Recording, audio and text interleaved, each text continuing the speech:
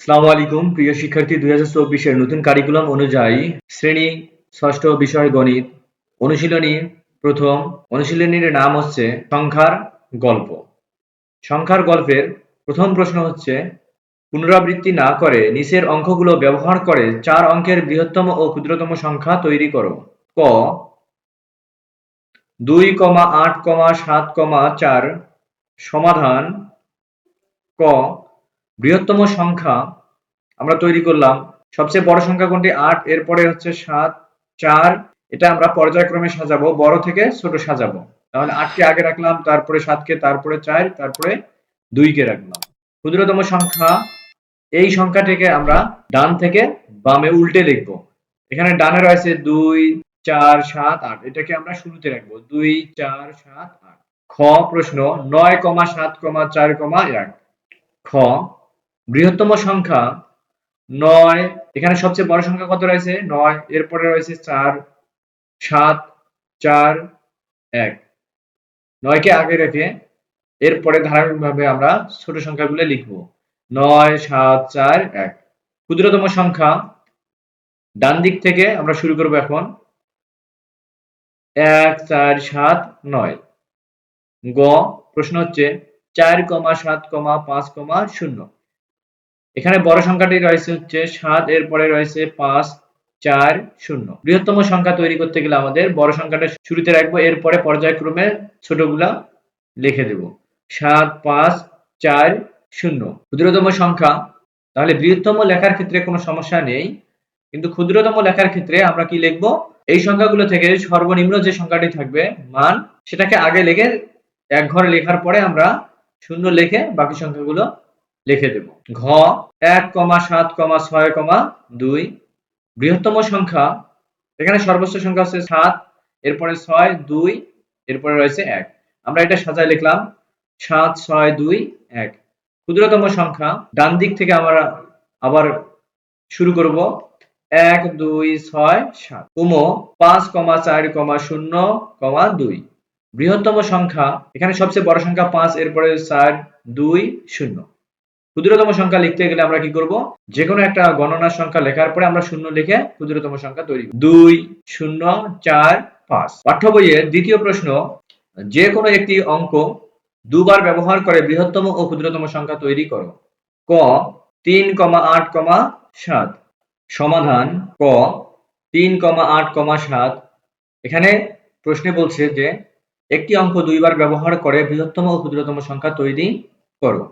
তাহলে এখান থেকে আমরা বৃহত্তম সংখ্যা তৈরি করার জন্য এখানে দুইবার ব্যবহৃত অঙ্কটি 8 আমরা ধরব।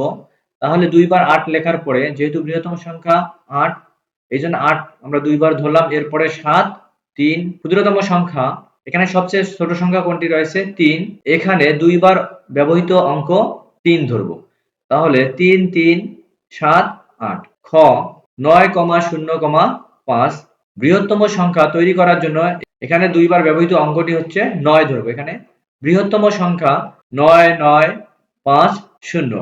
ক্ষুদ্রতম সংখ্যা, এখানে দুইবার ব্যবহৃত অঙ্ক হচ্ছে 0। যেহেতু ক্ষুদ্রতম সংখ্যা হলে সবচেয়ে ছোট সংখ্যাটিকে আমরা দুইবার ব্যবহার করব, এবং বৃহত্তম সংখ্যা হলে যে বৃহত্তম সংখ্যাটি থাকবে সেটাকে আমরা দুইবার ব্যবহার করব। 5, 0, 0, 9। গ 0, 0, 4, 9। বৃহত্তম সংখ্যা, এখানে সবচেয়ে বড় সংখ্যা হচ্ছে 9। এখানে দুইবার ব্যবহৃত অঙ্ক 9 আমরা ধরব। 9, 9, 4, 0।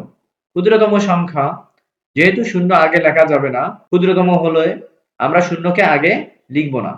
এখানে দুইবার ব্যবহৃত অঙ্ক 0, 0, 4, 0, 0, 9।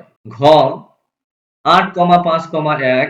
বৃহত্তম সংখ্যা 8, 8, 5, 1। এখানে দুইবার ব্যবহৃত সংখ্যা হচ্ছে 8।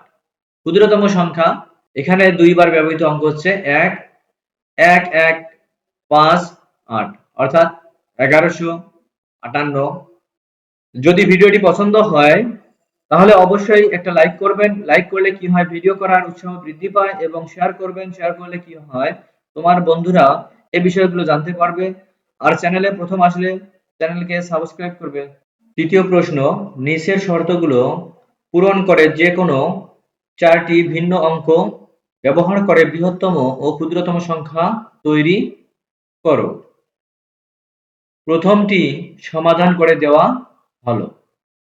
ক 7 অঙ্কটি এককের স্থানে থাকবে। তাহলে 7 অঙ্কটি এককের স্থানে থাকবে। তৈরি করার জন্য আমরা 9 থেকে ধারাবাহিকভাবে পর্যায়ক্রমে ছোট সংখ্যাগুলো লিখব। তাহলে এখানে কত আছে 9, এখানে 8, এরপরে হবে 7 হওয়ার কথা ছিল, যেহেতু এককের ঘরে 7 রয়েছে, এরপরে যে সংখ্যাটি রয়েছে সেটা আমরা বসাবো 6।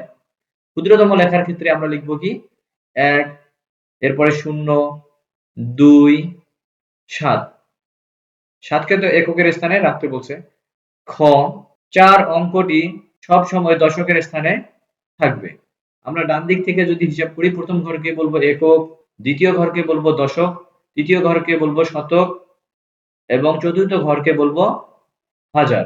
বৃহত্তম সংখ্যা তৈরি করার ক্ষেত্রে প্রথমে লিখবো আমরা শুরুতে এখানে বৃহত্তম সংখ্যা এখানে লিখবো 9, এরপর ছোট সংখ্যাটি হচ্ছে 8, এখানে 4, যেহেতু দশকের স্থানে রাখতে বলছে আমরা 4 কে ঠিক রাখলাম। 8 এর পরে কত হওয়ার কথা ছিল 7, এখানে আমরা 7 লিখে দেব। ক্ষুদ্রতম সংখ্যা এর ক্ষেত্রে আমরা লিখব, এখানে যেহেতু ক্ষুদ্রতম সংখ্যা লেখার ক্ষেত্রে 0 আগে লেখা যাবে না, 1 লেখার পরে আমরা 0 দেব, এরপর এখানে 0 দেব। 4 কে ঠিক রাখলাম, এখানে হবে 2। গ 9 অঙ্কটি সবসময় শতকের স্থানে থাকবে। বৃহত্তম সংখ্যা ডান দিক থেকে আমরা হিসাব করব একক, দশক, শতক, হাজার। এখানে বসবে কি, যেহেতু বৃহত্তম সংখ্যা তৈরি করতে বলছে, তাহলে এখানে আমরা কত লিখবো, এখানে এক ঘরে 9 লিখছি, এখানে লিখবো আমরা কত 8। একবার ব্যবহার করব, এর জন্য 9 কে আর ব্যবহার করা যাবে না। 9 এর পরে কোন সংখ্যাটি রয়েছে ছোট 8, এরপরে কত হবে 7, এরপর হবে এখানে 6। ক্ষুদ্রতম সংখ্যা লেখার ক্ষেত্রে আমরা লিখব, এখানে লিখব 1 আর 9 কে ঠিক রাখলাম শতকের ঘরে। দশকের ঘরে লিখব আমরা 0, এরপরে লিখব এখানে আমরা 2। ঘ 1 অঙ্কটি সবসময় হাজারের স্থানে থাকবে। বৃহত্তম সংখ্যা এবং ক্ষুদ্রতম সংখ্যা হাজারের স্থানে, তাহলে একক, দশক, শতক, হাজার। বৃহত্তম সংখ্যা তৈরি করার ক্ষেত্রে 1 কে ঠিক রেখে এর চেয়ে বৃহত্তম সংখ্যা কত রয়েছে আমাদের, এখানে আমরা লিখব শতকের ঘরে 9, 8, এখানে লিখব 7। এরপরে ক্ষুদ্রতম সংখ্যা তৈরি করার ক্ষেত্রে 1 লিখব, লেখার পরে এখানে কত লিখব আমরা 0, একবার শুধু ব্যবহার করতে বলছি। 1 এর পরে কি লিখব আমরা 0, এখানে 2, এখানে হবে 3। অঙ্কগুলো বুঝতে সমস্যা হলে অবশ্যই কমেন্ট করবা। পরবর্তী ভিডিওতে আমরা হোয়াইট বোর্ডে এই অঙ্কগুলো সমাধান করে দেওয়ার চেষ্টা করব। বাকি যে ভিডিওগুলো আমি আপলোড করছি বিভিন্ন ক্লাসের, এই অঙ্কগুলো আমি হোয়াইট বোর্ডে করে দেওয়ার চেষ্টা করব এবং পাশাপাশি আমরা বিভিন্ন বিষয়ের ভিডিওগুলো আপলোড করার চেষ্টা করব, যেমন পদার্থ, রসায়ন, গণিত, বিভিন্ন ক্লাসের। এর পাশাপাশি ইংরেজি সাবজেক্টগুলো আমি ভিডিও করার চেষ্টা করব। আমাদের এই ভিডিওগুলো বিভিন্ন টিচারের মাধ্যমে আমরা করার চেষ্টা করব।